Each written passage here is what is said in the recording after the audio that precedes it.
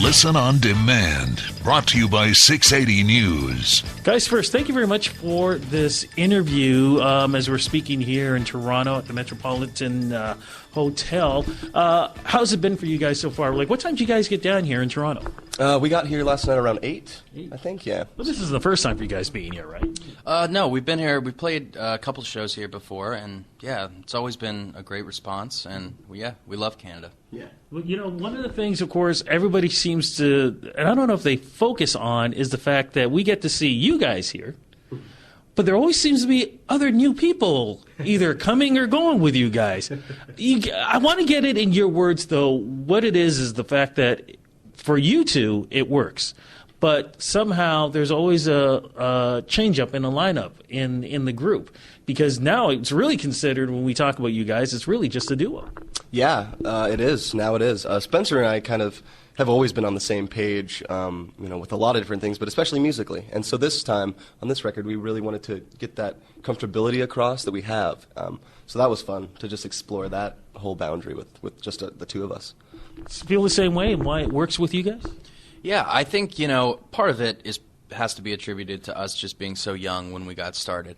And I think that it was weird because we had eyes kind of watching us with what was going on. And I think that the changes that have happened actually were really organic and would have happened either way. It was just weird because we had that initial success. And I think now it kind of actually feels like a fresh start on this record. Well, let's go back a little bit to make sure my audience knows exactly what we're talking about. And we're talking, Vegas, correct? Yeah. And where this all began. So talk about how you guys hooked up. Yeah, well, I was going to a different high school at the time, and I met our first bass player, actually, Brent, who was an old friend. Met him. He had transferred to my school, met him in guitar class, started talking about music, just invited him over. Hey, let's be friends. He was looking for a guitar player for his band, which was with Spencer and Ryan. And so I met them through him and just kind of showed up to play guitar for a couple shows that were coming up or whatever, not thinking it would go anywhere. Then we just started rehearsing a lot in the practice space. And then they asked me to be the singer, and that was pretty much it. Now, true or untrue, though, because you always hear about these things, you guys were a cover band at one point? Oh, no, I think initially we said that we didn't have enough songs to play a full set or play a live show, so we'd cover songs to make up for what. But we always, at that time, especially by the time we'd met Brendon, we knew that we wanted to be, a real band, write all our own stuff. But we only had like 6 songs or something. So, I mean, literally, the first record that we put out was some of the first songs we'd ever written as the 4 of us. So it was kind of interesting to have any success off that. We never thought we would. But, we still like to cover songs. Honestly, it's a way to kind of show the inspirations that make their way onto the records and our songs, and it's fun to play songs you don't play every night. Now, again, you never know if anything's true or not. Now, who was it that actually gave you guys the big push? Was it Pete that did it? Yeah, we had put a couple. We only had about 2 or 3 songs at the time, and we put them on a couple different websites. I think it was MySpace and Pure Volume or something like that. And we had sent the links to a couple different people just on forums, and somehow we had gotten a hold of a contact for Pete Wentz, and we wanted to just shot in the dark. We're like, why not? We'll give it a shot. If it doesn't happen, whatever, but we'll just try. So sent him a link, and he ended up contacting us through email saying, hey, I'm going to be through Vegas in a week. Can you guys get some songs together and play them for me so I can come watch you? And we, kind of just in shock, like, really? Okay. We don't have that many songs, but yeah, we'd love to. So he came down, watched us play the songs acoustically, might I add, because we didn't have all the gear that we needed to play all the songs full. So that was interesting, really nervous about that. But then afterwards, yeah, we drove him back to his hotel, and he had said, hey, I'm really interested in you guys, and let's try to make this work. So that was that. So how did the record deal finally come in then?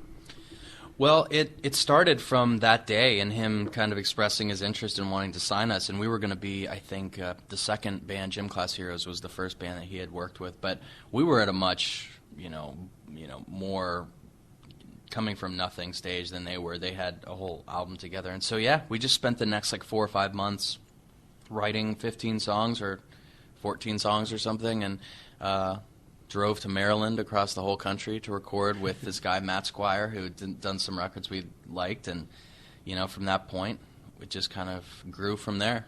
Yeah, growing to, what was it, was double platinum? Something like that? Definitely platinum, but I don't know about double. Sure did. Yeah, it was pretty close. Platinum is platinum, man. You can say triple or whatever you want. Platinum is platinum. That must have blew your minds knowing that, first album, you're like, say what? Say it again, please? Totally. There were actually a couple arguments we had with our management just about radio and stuff. We're like, well, we're not ready with this record. This is our first record. We're only 18. Can we refrain from going to radio? They're like, well, they're already playing the songs. They have that right. So we just like, well, we'll just go with it then. And that's the other thing, because you said you're 18. So you guys were still in high school while this stuff was going on. Yeah, we actually wrote the first record at the last half of our senior year for me and Brendon.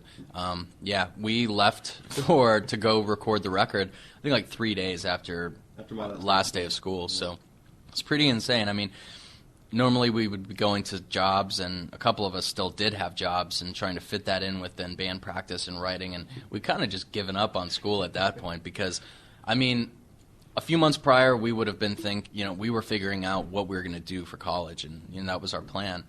But I have to say, we really let things go on the last few months. Please tell me, though, any gals that turned you guys down in high school desperately tried to get a hold of you guys once the album came out? Yeah. Well, there were a couple times where I had a couple run-ins with girls that I knew in high school, and that was kind of funny. It was just like it wasn't anything where I was like spiting them, but it was more of just like a funny interaction. It was like, hey, remember when I asked you to say these and I got turned down? Yeah, that was funny. Whatever.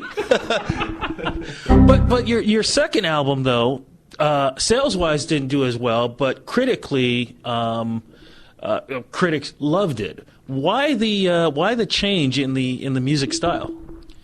Well, again, I think that's something that came from us being as young as we were, and I think that we were drastically changing our musical interests even month to month, and as we started to write for the next record, I mean, we had some pretty different influences and stuff that we were excited about, and then again to this record, it's even changed in that 2 years. And go into that. In what sense then, when you make that approach, when you've gotten over the sophomore, you got your first album that's exploding. What's the approach on this one? Because is it just about, what we want to write musically, or now are we thinking, oh, God, do we have to worry about sales? Do we have to worry about charting? Do we have to worry about this? Do we have to worry about that?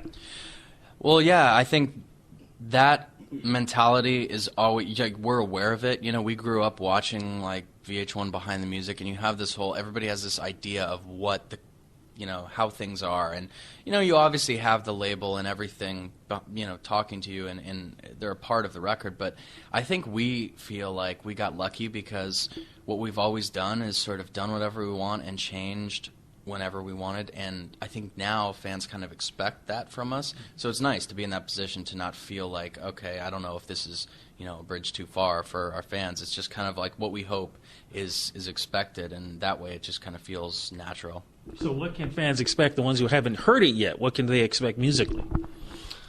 Like Spencer was saying, there are still the influences that we've had from the first record, Queen and the Beatles, and we still love our first two records, very proud of them. And we wanted to, there were a couple songs that were older ideas from before we even wrote the second record, so some of those would have a similar vibe, we knew it. But ultimately, we've always wanted to just do something new, something we haven't done before. We don't like setting up limitations for ourselves in the studio. If there's a song that sounds vintage and we want to put something modern on it, we'll try it out, and if it works, it works. And that was kind of the mentality of this record. It was whatever works for the song, whatever makes us most excited about the way it sounds. How are you guys? I'm sitting here and I'm speaking to two young guys who I swear have got old souls. Old clothes. Yeah. But what do you think is going to help you guys maintain and survive this business? Because as we know, there's always another new band, nipping at your heels. There's a kid who's in his bedroom who's listening to your albums, and he's going, yeah, I can write this kind of music. And the next thing you know, man, you may be at an award show, and that kid is competing with you in Best New Group or Album of the Year.